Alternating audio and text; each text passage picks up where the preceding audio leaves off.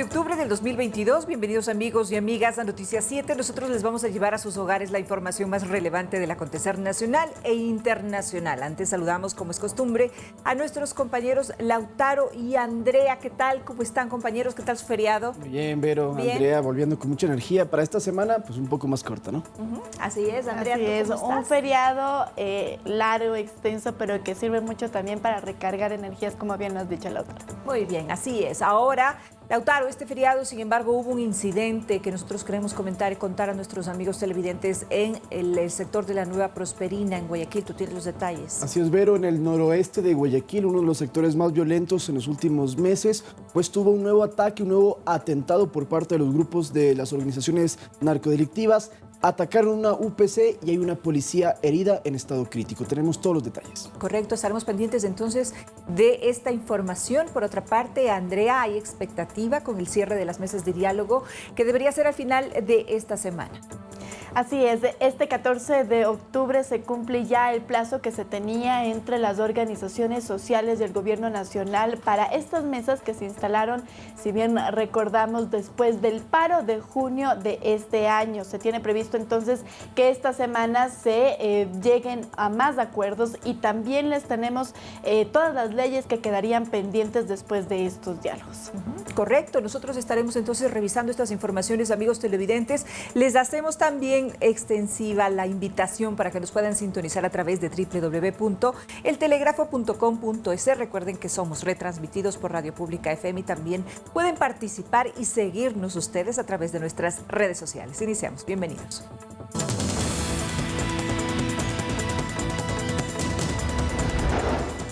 10 adultos y 3 menores de edad fueron detenidos por estar involucrados en el atentado a la UPC en La Prosperina, en Guayaquil. El presidente Guillermo Lasso se refirió a la seguridad y pidió apoyo para el referéndum.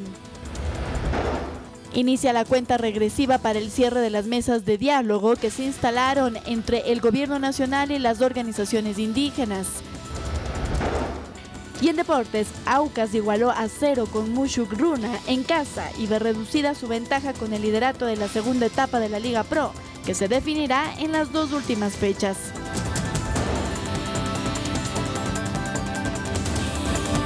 Bien, vamos enseguida, amigos televidentes, con el detalle de las noticias. Les contamos que el ministro del Interior, Juan Zapata, informó que 10 personas han sido detenidas vinculadas al atentado contra la policía Verónica Songor. La servidora pública recibió varios disparos la madrugada del domingo pasado mientras se encontraba en la unidad de policía comunitaria en la UPC del sector de la Nueva Prosperina, esto en la ciudad de Guayaquil. Así es, Verónica Songor estaba en la recepción, ella tenía turno, ahí estamos viendo las imágenes inclusive, ella eran las 3 de la mañana más o menos, estaba sentada en su lugar de trabajo como cualquier día, hasta que llegó un grupo de personas, empezaron a disparar con pistolas y con fusiles contra toda la UPC. Una de las tantas balas pues la impactó, la dejaron gravemente herida. Luego tiraron ahí un panfleto en el cual se explicaba que es una organización criminal, un cartel extranjero, mexicano, que ya opera en el Ecuador desde hace algún tiempo, que tiene vínculos con las bandas nacionales. Y lo que están haciendo, ya les vamos a explicar de qué se trataba este panfleto, pues ahí explicaban la amenaza, ya les voy a dar más detalles. Sin embargo, volviendo a Verónica Songor, una joven policía, 24 años, tenía más o menos 1 año y medio en la Policía Nacional y lastimosamente tuvo que ser trasladada de urgencia al Hospital Guayaquil, donde está siendo atendida. Su primera asignación había sido en esta ciudad el día de ayer o todo el fin de semana. Tanto el Ministerio del Interior como la Policía Nacional se pronunciaron respecto de los operativos y también de las cosas que se encontraron en más de 25 allanamientos. A través de su cuenta de Twitter, el ministro del ramo explicó estos operativos que se realizan para dar con el paradero no solo de estas 10 personas detenidas y 3 adolescentes también, sí, sino también de quienes fueron, digamos, los incitadores intelectuales de este atentado. No es la primera vez que hay un atentado en contra de una unidad de policía comunitaria. Recordemos que en abril pasado sujetos dispararon entre 20 y 30 ocasiones en una unidad de policía comunitaria, esto en el sector de sociovivienda. Así que este sería entonces el segundo ataque que se tiene en Guayaquil en estos centros, en estas UPC. Y también el tema de la bomba que explotó, si no me equivoco, fue en la Florida, también en Guayaquil, donde pusieron pusieron un explosivo en un auto y explotó y también generó miedo y conmoción en los vecinos. Ahora, sobre este tema en particular, lo que les veníamos diciendo, bueno, sí, hay unos panfletos, o tenemos todavía, no, tenemos los comunicados, ¿me confirma producción? Sí, tenemos el comunicado y también el directo del ministro del Interior. Ahí tenemos el comunicado, Vero. A través de su cuenta de Twitter, el ministro del ramo explicó los operativos que se realizan, amigos, para dar con los responsables. Es precisamente lo que estamos viendo en este momento. Así es, ahí mismo podemos ver, esto fue el 9 de octubre, ahí se explica que la compañera Verónica Mireya Songor de la Policía Nacional, que se encontraba de servicio en la unidad de policía comunitaria, fue atacada por delincuentes con armas de fuego. Al momento está recibiendo atención médica y su pronóstico es reservado. Hasta el hospital, hasta esta casa de salud también fueron tanto el ministro del Interior como el comandante general de la Policía Nacional, Fausto Salinas. Ellos han dicho que evidentemente tiene un pronóstico reservado, que aún está luchando por su vida, pero tenemos también declaraciones de estas dos autoridades. Veámoslas. A las 3:16 de la madrugada, la UPC ubicada en Socio Vivienda 1, en Nueva Prosperina, es atacada de manera vil. Producto de este ataque es gravemente herida la policía Verónica Mireya Songor Tapia, de 24 años de edad, con 1 año 7 meses en la institución policial. Su estado de salud es crítico por los impactos, obviamente con armas de fuego de alto calibre, es decir, fusiles con munición de 223, también pistolas con munición 9 milímetros. Hemos visitado en el hospital a nuestra querida compañera y los familiares tendrán todo el apoyo de la institución policial y del Ministerio del Interior y del Gobierno Nacional. Se han realizado 25 allanamientos, se tiene 10 detenidos, 3 aislados por menores de edad, 2 pistolas, 4 revólveres, 1 escopeta. Ok, entonces estos 10 detenidos van a ser procesados por presunto terrorismo, una investigación de oficio que ya comenzó la Fiscalía General del Estado luego de que ocurriera esto. Recordemos que terrorismo es uno de los procesos penales con mayores penas en el Ecuador, y es que esto evidentemente se supera lo que podría ser el crimen organizado. En los panfletos, lo que decía esta organización, este cartel, mencionaban que es una especie de retaliación contra la policía, porque en los últimos días y semanas, según ellos, hay policías que están actuando de forma antiética, corrupta. Que haya abuso policial. Que haya abuso policial, es la palabra exacta. Abuso policial en, por ejemplo, las detenciones, el trato a las diferentes personas, que están superando lo que tendría que ser la policía, y por eso entonces han dicho que van a hacer este tipo de acciones contra diferentes UPCs, inclusive de forma mucho más grave, dicen que van a matar a policías, y por eso la institución, en este caso las fuerzas del orden y su comandante Fausto Salinas, han dicho que repudian estas amenazas de estos actos y que no se van a detener. Estos panfletos que dejaron allí en la UPC son de la misma organización que pusieron panfletos fuera de medios de comunicación, también amenazando de muerte a los directores de estos conocidos periódicos de Guayaquil, porque dicen que están distorsionando la verdad. Ahora, llama la atención, compañeros, no sé si ustedes opinen lo mismo, la cantidad de artefactos que se hallaron en los 25 allanamientos que se realizó por parte de la Policía Nacional. Es realmente impresionante, son 4 revólveres, 2 pistolas, una escopeta, 320 municiones de diferentes calibres, 3 cartuchos, 7 alimentadoras, 21 indicios balísticos, un casco que presuntamente fue utilizado por los delincuentes, 4 terminales móviles, un chaleco antibalas, una moto reportada ya como robada, 15 fundas de heroína y precisamente los panfletos a los que tú haces referencia, Lautaro. Realmente esta es una situación bastante compleja. Así es, y recordemos que el mes pasado solamente también se realizaron allanamientos en algunas casas de la Nueva Prosperina, y ahí se incautó también, además que se detuvo a personas que estaban relacionadas con tenencia de explosivos en este sector de la ciudad de Guayaquil. Estaremos también pendientes de lo que se haga y también pendientes de la salud de la uniformada que ahora mismo lucha por su vida. Sí, porque la Nueva Prosperina es uno de los barrios más peligrosos de Guayaquil. En mayo lastimosamente lideraba este ranking, y es donde más acciones terroristas se han ido produciendo en las últimas semanas y en los últimos meses, y es importante que la labor de la policía también vaya a proteger esos lugares y sobre todo a sus propias unidades de policía comunitaria, donde recordemos que son ahora el flanco de este tipo de organizaciones que lo que buscan es esta guerra que tienen contra la policía y lo que genera es puro caos. Así es, correcto. Ahora les contamos, amigos, que un policía activo habría ingresado municiones a la penitenciaría del Litoral el fin de semana. El uniformado habría dejado 744 municiones para fusil, según datos que han trascendido. El policía entró a uno de los baños de una de las salas de espera y allí dejó las municiones. Se tiene cámaras que registran cómo el policía ingresa hasta este baño. Según la información del Servicio Nacional de Atención a Personas Privadas de la Libertad, se encontraron estas municiones en un bote de basura. También se tiene registrado en una cámara de video que él se reúne antes de colocar estas municiones en el baño con 2 gendarmes. Ellos están siendo también investigados. Se tenía pues previsto que él ese día tuviese labores en este centro carcelario. Sin embargo, luego de que se registró en las cámaras esta colocación de las municiones dentro del bote de basura, no se supo más de este uniformado. Recordemos que incluso la semana pasada solamente teníamos ya en ese centro carcelario 13 muertes y 21 heridos después de una gresca. Justamente, ¿para qué ingresan las municiones? Pues para lo que hemos comentado, lo que acabas de decir, Andrea, este tema de los amotinamientos, la violencia dentro de las cárceles, esos 13 muertos, es producto de que ingresan no solamente municiones, también ingresan armas, también han ingresado explosivos, y es lo que utilizan los presos para todo esto, exacto, hasta fuegos pirotécnicos para sus fiestas, alcohol en cantidades.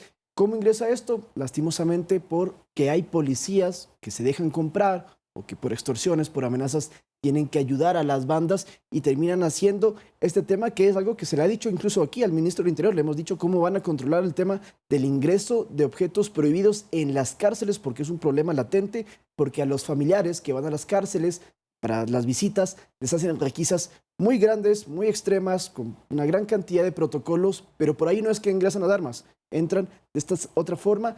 Y lo que se espera y lo que tenemos entendido es que la policía estará muy alerta de que no se vuelva a producir esta semana un nuevo amotinamiento, luego de que sabemos que están intentando meter más armas. Eso recordemos que incluso pasó ya en Cotopaxi. Sí, ahí 3 policías fueron detenidos cuando intentaron ingresar municiones a este centro carcelario también. Y a la semana, bueno, menos, 3-4 días después, amotinamiento. Así que esperemos no vaya a suceder eso lo mismo entonces en la penitenciaría del Litoral. Ahora les contamos, amigos, que el presidente de la República, Guillermo Lasso, nombró a Guillermo Rodríguez como nuevo director del Servicio de Atención a Personas Privadas de la Libertad, SNAI. El nombramiento se oficializó a través del decreto ejecutivo 574. Rodríguez entonces reemplaza a Pablo Ramírez. Así es, justamente en una entrevista que tuvimos aquí en esta mesa de trabajo con el ministro del Interior, Juan Zapata, nos confirmaba que Ramírez dejó la dirección del SNAI y ahora es director de antinarcóticos de la Policía Nacional. En ese lapso, digamos más o menos 10 días, estuvo el subdirector del SNAI a cargo incluso de toda la investigación que se realizó en torno a las 2 masacres que tuvimos la semana pasada en Cotopaxi y en la penitenciaría del Litoral. Sin embargo, ahora ya vemos que a través de un decreto se ha designado a Guillermo Rodríguez como nuevo director del SNAI. Rodríguez es un oficial de la policía en servicio pasivo. Trabajó en el Ministerio del Interior desde el 2017, cuando César Navas fue ministro de esa cartera de Estado, y se mantuvo allí durante todo el gobierno de Lenín Moreno y salió en junio del 2021, cuando César Monge fue el nuevo ministro por designación del presidente Lasso. Monge, luego de un mes, ya hizo que saliera, en este caso, Rodríguez, que se mantuvo al margen, y desde el 14 de septiembre de este año, Rodríguez ha estado en un proceso de transición para asumir las competencias del SNAI. Ha estado trabajando en conjunto con el propio Pablo Ramírez para poder conocer de qué se trata todo lo que tiene que hacer, incluso en reuniones con el propio secretario de Seguridad, Diego Ordóñez, donde le han explicado cuál es la situación actual del sistema penitenciario y lo que se tiene que buscar y lo que se tiene que controlar y evitar.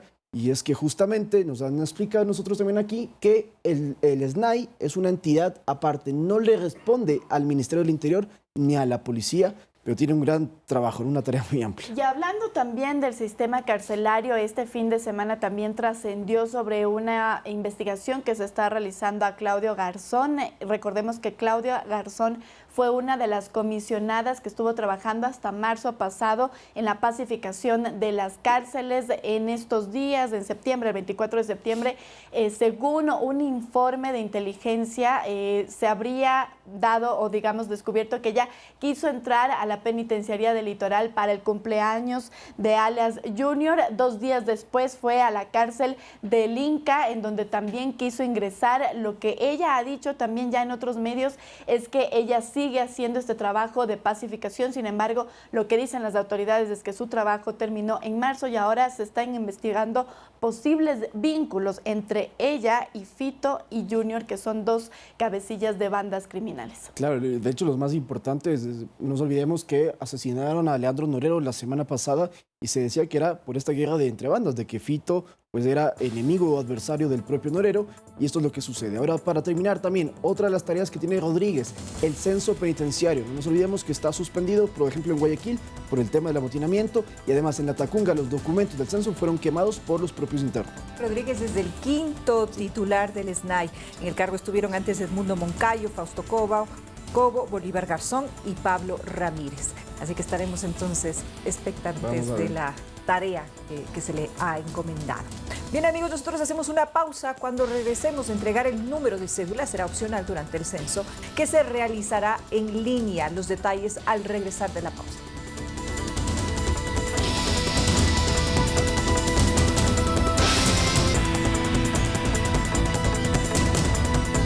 7 de la mañana con 19 minutos. Seguimos informando, amigos televidentes. El presidente de la República, Guillermo Lasso, aprovechó la sesión solemne en conmemoración de los 202 años de independencia de la ciudad de Guayaquil para enumerar acciones gubernamentales, responder a las críticas a su administración y convocar a las fuerzas políticas y sociales a apoyar sus propuestas de referéndum, por ejemplo, de 8 preguntas enfocadas en seguridad ciudadana e institucionalidad.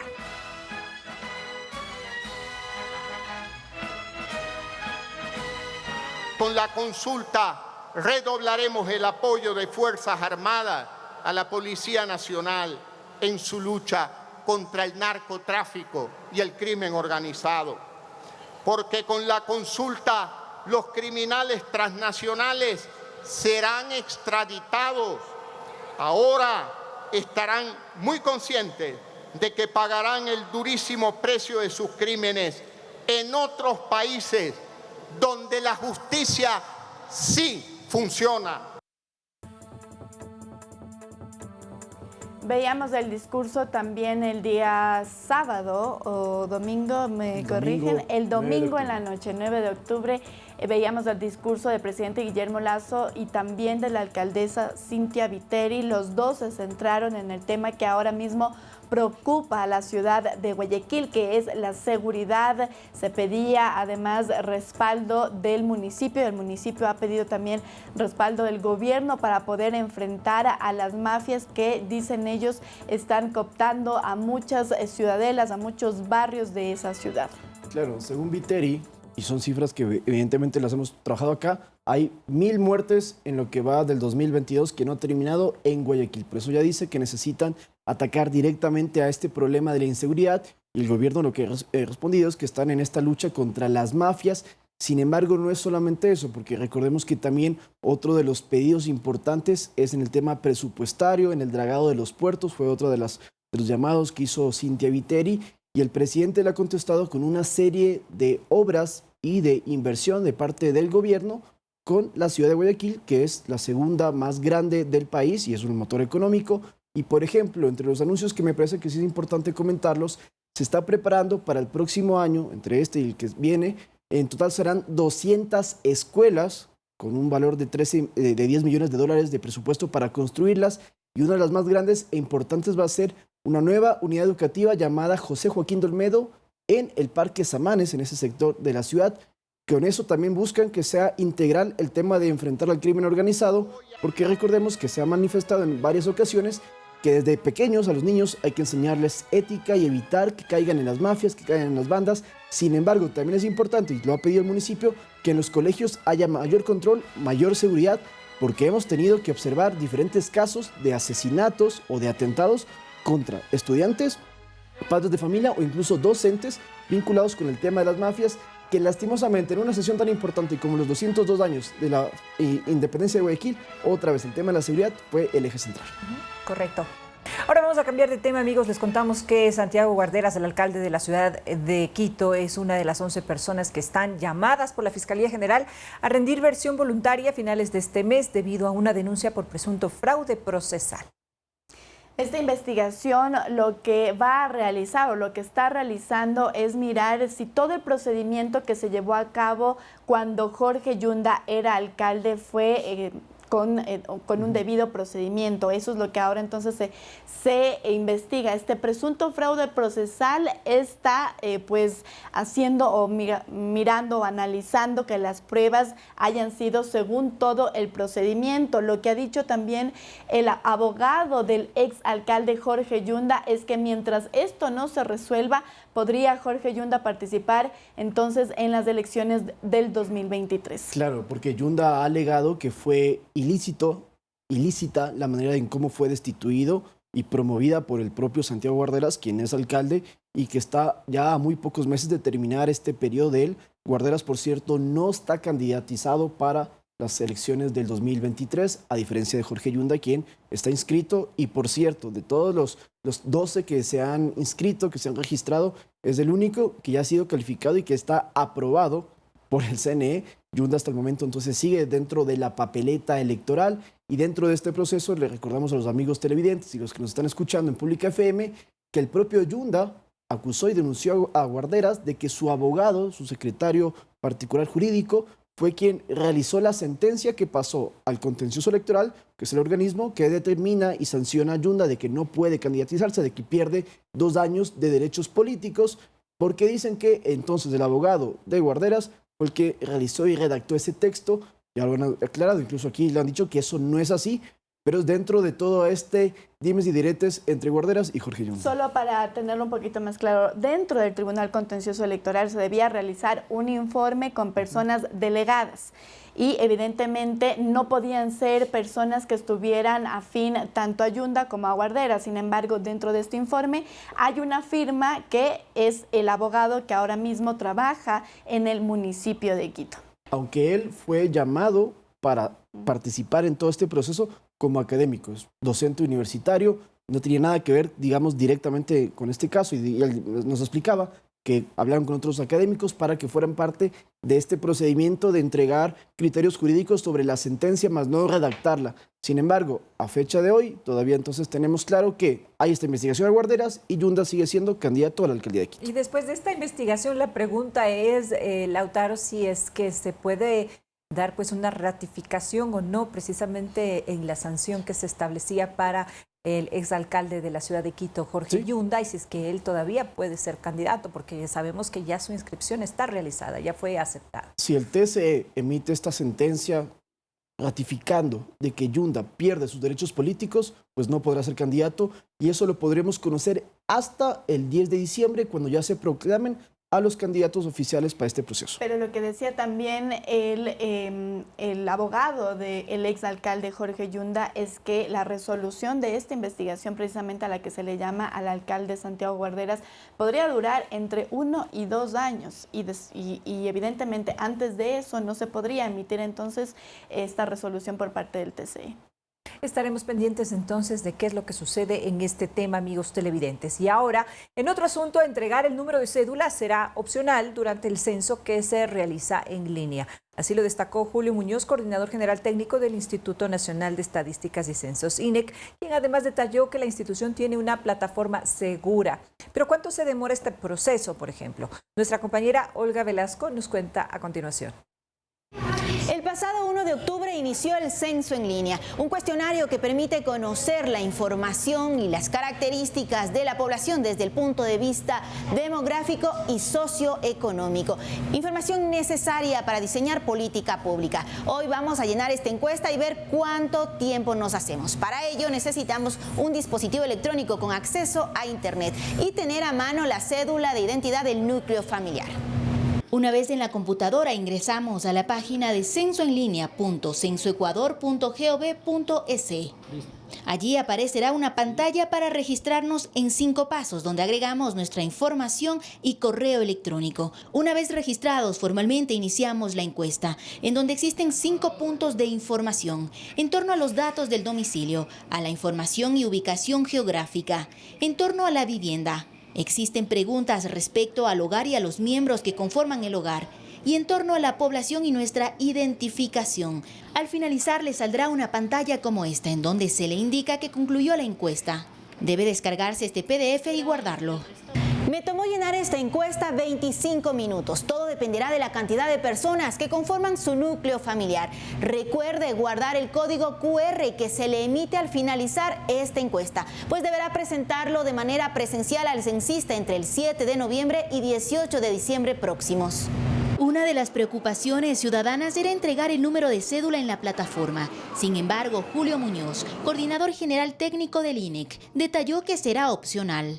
¿Pero por qué pedimos la cédula? Porque es la forma de garantizar la calidad, la mejor calidad de los datos del Censo de Población y Vivienda. Nosotros tenemos un proceso de tratamiento seguro de los datos. Desde que ingresa los datos están totalmente encriptados. El censo en línea estará habilitado hasta el 31 de octubre y se espera que mediante este proceso quede censada un 20% de la población, es decir, 1 millón de hogares. Olga Velasco, Noticias 7.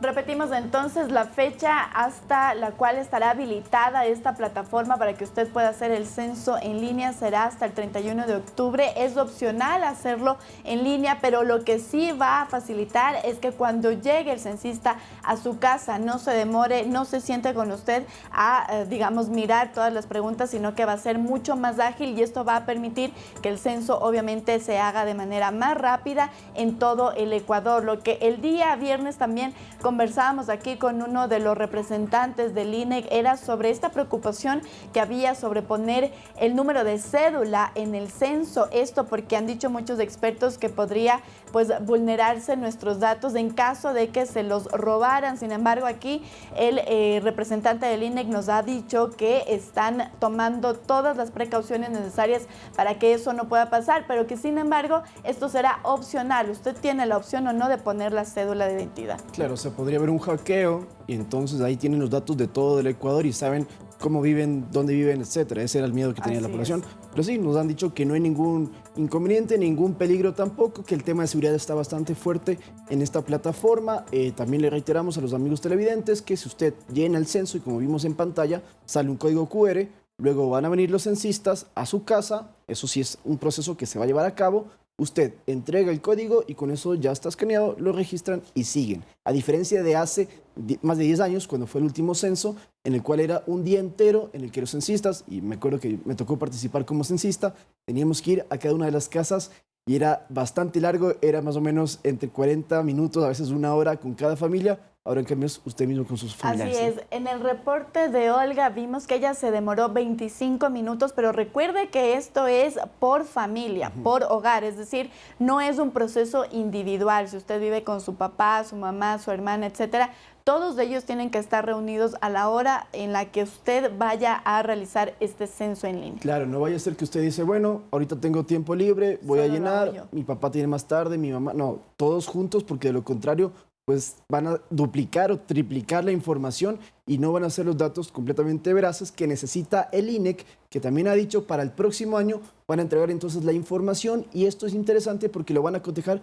con diferentes instituciones para hacer todo un mapeo integral, ya no solamente de cuántos ecuatorianos somos, dónde vivimos, qué etnia, no, sino que esto va mucho más allá con otro tipo de políticas públicas, como por ejemplo lo de género también, que es algo clave dentro de este nuevo censo en línea virtual. El Ecuador un pasito más entonces en el tema tecnológico en la región. Se simplifica mucho, ¿no? Se simplifica el trámite y también el accionar de los censistas una vez que van a su hogar. Así que la recomendación es que puedan hacer efectivamente este censo en línea, amigos televidentes. Vamos a cambiar de tema. Se tiene previsto que el 14 de octubre termine ya el plazo que se habría otorgado a las mesas de diálogo que se abrieron luego del paro de junio pasado. Su cierre deja una serie de pendientes, sin duda, entre ellos reformas legales y redacción de nuevas leyes. Las 6 mesas que ya están cerradas dejan compromisos en los que la Asamblea también tiene un rol. Sin embargo, van a continuar las conversaciones después de este plazo, Lautaro. Claro, exactamente. Lo que se había mencionado desde hace más de un mes, cuando estábamos primero con estas primeras 5 mesas que se llegaron al final, es que cada mesa tiene un acta de finiquito en el cual se mencionan los consensos, pero también los desacuerdos que luego van a ser tramitados según sea el caso. Recordemos que hubo un compromiso de 90 días, luego de que hubo este paro de 18 días, 90 días después, tenían que reunirse en 10 mesas de diálogo, donde ya no era obligatorio que haya los acuerdos, que ya no haya los consensos. Actualmente, donde sí hay aspectos que se han llegado al acuerdo, valga la redundancia, son más de 50, casi 60 de todas estas 6 mesas. Así es, hasta el 7 de octubre pasado, 87 acuerdos se sellaron en 6 mesas, las 6 mesas que están cerradas ya, faltan entonces 4 por cerrar, una de ellas la de subsidios a los combustibles. Se tiene previsto que este jueves sea la última reunión que se tenga en ese tema, que es muchísimo más técnico, según nos han referido también los ministros. Pero ¿qué ocurrirá después? Como tú lo has dicho, Vero, quedan muchos pendientes en reformas a leyes, en creación de leyes. Lo que se va a generar son estas mesas técnicas tripartitas con delegados de la Asamblea Nacional para poder así agilizar también la aprobación o no de este tipo de proyectos de ley. Y es que, para tenerlo puntualizado, las mesas que ya han cerrado, para que la gente pueda conocer cuáles son, la de la banca pública y privada, que es la primera que se llegó a un acuerdo en el cual se condonaban deudas, se reestructuraban también las deudas de la banca pública, en este caso Ban Ecuador, y se entregaban créditos. También recordemos que la Mesa de Energía y Recursos Naturales cerró delimitando espacios de las zonas tangibles para que no haya extracción minera y también dando paso a estas consultas para que se pueda determinar en qué lugares sí o no explotar. Está la Mesa de Fomento Productivo, el tema de los productos que se había comentado mucho, la de control de precios, seguridad y justicia y derechos colectivos, donde también se llevó a cabo crear una nueva secretaría en el tema de educación, ¿no? ¿Cuáles faltarían entonces? De educación superior, salud, derechos laborables y la que ya hemos dicho, la de subsidios. Correcto, muy bien. Nosotros vamos a hacer una pausa en este momento, amigos televidentes. Cuando regresemos, ya estará con nosotros nuestra querida Analí con los detalles de la información deportiva. Y Aucas debe esperar las 2 últimas fechas de la Liga Pro para confirmar su paso a la final. Así también les vamos a contar los detalles de Universidad Católica, que se encuentra igualmente en la pelea. Ya volvemos con el segmento de Fanáticos. 7 de la mañana con 56 minutos. Antes de finalizar, les contamos que nuestro país le apuesta a la estrategia diplomática Más Ecuador en el mundo y Más Mundo en el Ecuador. Así, China es el principal socio comercial este año con más de 3.000 millones de ventas.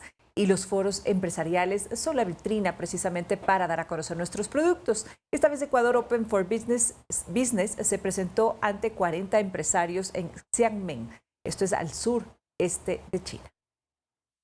Al celebrarse los 70 años de relaciones comerciales entre China y Latinoamérica, el Consejo Chino para el Fomento del Comercio Internacional, con sede en su capital Beijing, ha presentado conjuntamente con la Embajada del Ecuador el evento empresarial. Según el Consejo, esta es la 15ª edición de la Cumbre Empresarial Chino-América Latina a realizarse en Ecuador del 31 de noviembre al 2 de diciembre en el puerto principal, Guayaquil.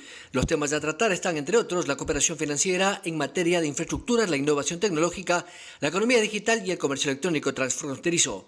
Así lo resaltó el vicepresidente del Consejo Chino, Shan Shouwan, quien destacó además la nueva política china del intercambio con todos los países de la región. Así, América Latina y China profundizan anualmente la integración de sus intereses, ampliando de manera significativa la cooperación en las áreas de comercio, inversión, infraestructura, ciencia, innovación tecnológica, entre otras, en la llamada Iniciativa de la Franja y la Ruta. La cooperación práctica entre América Latina y China sigue optimizándose y se actualiza, innovando, y además está creando un nuevo camino de cooperación a través del Océano Pacífico. Desde el Ecuador, el ministro de Producción, Julio José Prado, ha mandado un video donde dice que recordará que además está previsto que las negociaciones del Tratado de Libre Comercio con China se puedan concluir precisamente en diciembre en esta cumbre. Entre tanto, el embajador de Ecuador en China, Carlos Larrea, ha dicho que se valora en la conferencia la presentación de la importancia que tiene China como socio estratégico en nuestro país, siendo actualmente el principal, con un intercambio de más de 2.300 millones de dólares. Ecuador valora mucho el importante papel que desempeña la cumbre empresarial en la promoción de la cooperación económica, ha dicho. Con esta firma de un acuerdo comercial con el gigante chino, productos como el camarón, el banano, las rosas o las flores podrán entrar cero arancel. Desde Beijing, Byron Galarza, Noticias 7. Muy bien, importante esta vitrina que se da de los productos y de los servicios de nuestro país para que se pueda fomentar el comercio exterior. Estaremos pendientes entonces también acerca de lo que estábamos comentando con Lautaro Andrés sobre si se va a firmar o no en estos próximos meses el Tratado de Libre Comercio con China o si será más bien un proyecto para el próximo año. Y cómo será también el acuerdo al que llegue el Ecuador con China en este Tratado de Libre Comercio. También estaremos pendientes. Y de esta manera nosotros nos despedimos, no sin antes agradecerles, amigos televidentes, por su amable sintonía en esta semana corta. Así es, pero sin duda alguna que llena de buenas noticias igualmente para ustedes. Les esperamos entonces en nuestra emisión estelar a las 19 horas. Compañeros, ¿tienen algún avance que comentar a nuestros amigos televidentes? Sí, les informamos que hoy se va a anunciar la instalación de mesas de diálogo entre el gobierno nacional y los transportistas. Hubo reuniones desde la semana anterior y ahora sí ya empiezan con este proceso de encontrar consensos en temas, sobre todo con lo que viene que ser el tema del combustible, de los subsidios. También por ahí serán detalles que hoy se van a explicar y en la noche tenemos todo el reporte sobre eso. Además, el Ministerio de Educación hará un anuncio importante sobre o en el marco del Día de la Niña el día de hoy, pero le tenemos los detalles en el noticiero estelar. Hasta pronto, amigos. Muy buenos días.